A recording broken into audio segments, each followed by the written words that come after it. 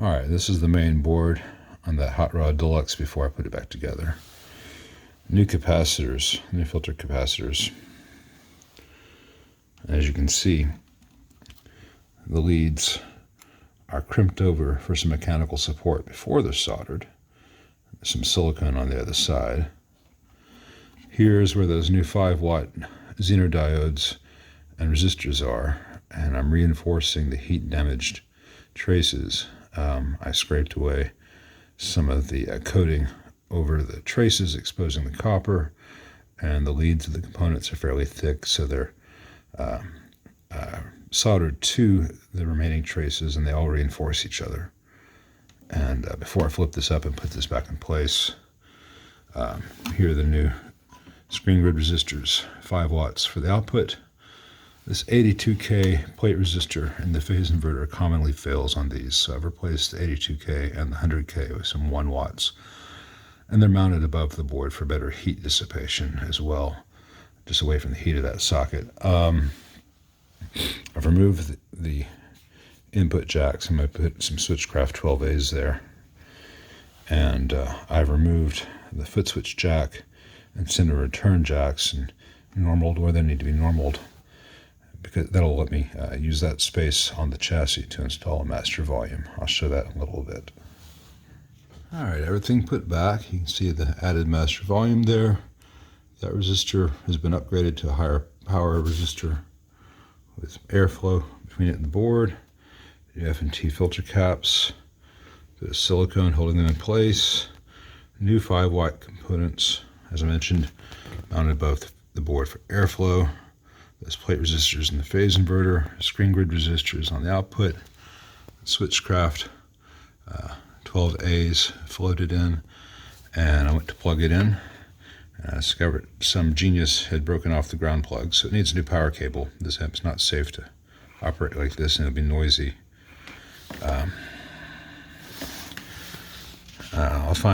There's a really good video that Taylor Guitars did on that subject. I'll find the link and put it in the description below. If you own an amp, I really advise you to, if you play guitar at all, electric guitar, amplified acoustic, whatever, I advise you to watch that video. It's very important, and I'm not going to rehash everything here that they discuss in detail, but it's this is something you never want to do. Okay, aside from needing a new pair of 6L6s, I've got some shop tubes in there now. Everything else is done. Well, I actually got to get 2 little hole plugs for the panel holes where the foot switch and FX send jacks were. But you can see it's got the Celestion G12M65. The owner wanted a greenback. I said you can't put a 25-watt speaker in a 45-watt amp, but the G12M65 will be a fantastic choice. And I'll handle the output of the amp just fine. Also sounds a lot better in an open back cab. The good quality speaker wire is soldered to the speaker, and an Amphenol plug.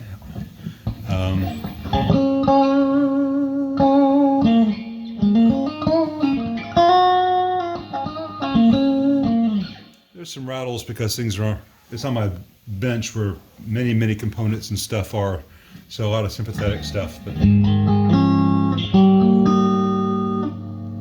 the master volume works very well,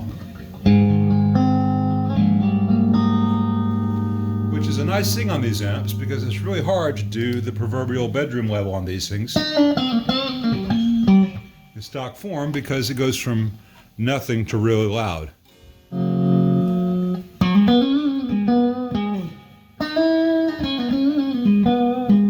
Or maybe you want to get a little bit more of the oomph out of the amp, turn it up a bit,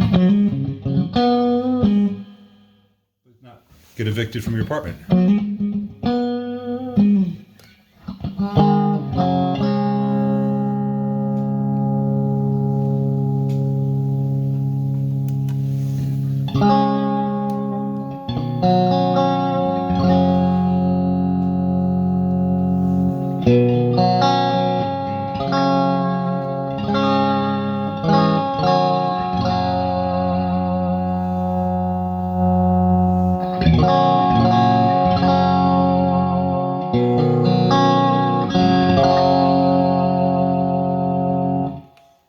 So that is about as good as a stock Hot Rod Deluxe can sound.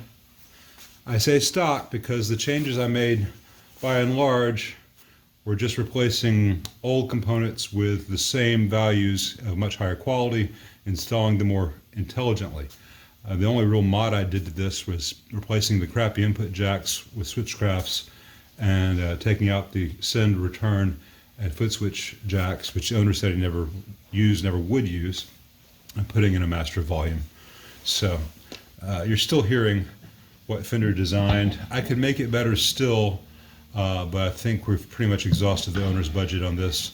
And it's not a bad sounding amp for the clean channel, as most people know.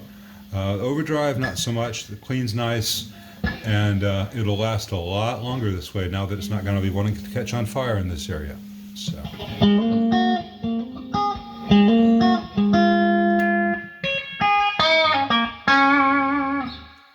Real playing video when the whole thing's done and buttoned up.